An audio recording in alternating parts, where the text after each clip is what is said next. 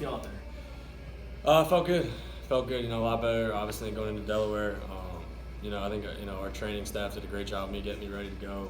Dale, Rob, Kate. I spent so much time with them in the past 2 weeks, and all the hard work paid off, and I was able to go out there and play tonight. What did you see on that final drive? And Malik makes a play there, but even the throws before that too on that drive. What did you see?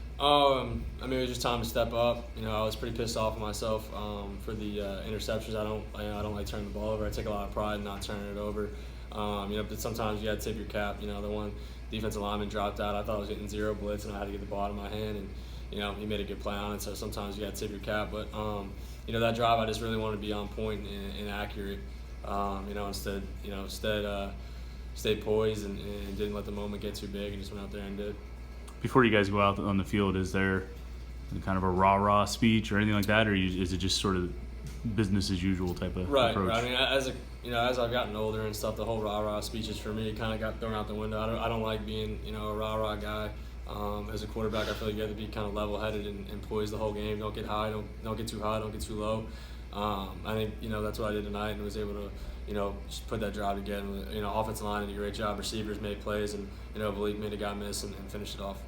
Do you feel like the things were slipping? You guys were up at 26-3. Obviously, they came back. At what point did you feel like kind of like no crap?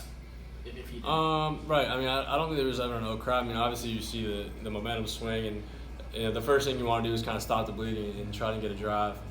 And we just, of course, we waited till the last drive to finish the game off, and we always like to make it interesting. So win's a win. You see what the defense is doing. You see like the offense keeps moments here and there, kind of in every game. Where do you kind of see I don't want to say a ceiling, but what do you kind of see the potential of this team? I think we have to wait and see the potential. I think we're still getting better. I don't even think we're anywhere close to where we need to be. I think the defense played lights out tonight. They did a great job. They kept us in the game. We came out firing in the second half. We had the turnover. It was at Pat, right? Pat had the strip, and then fumble recovery. We went and scored in 2 plays. They had a turnover earlier in the game. We scored in 1 play. So if we can continue to bounce off each other like that and use each other as springboard almost into their series and into our series, I think we'll have a good shot. Kenny, at one point after the 4th takeaway, you guys had 17 points off the 4 takeaways at that time, and right.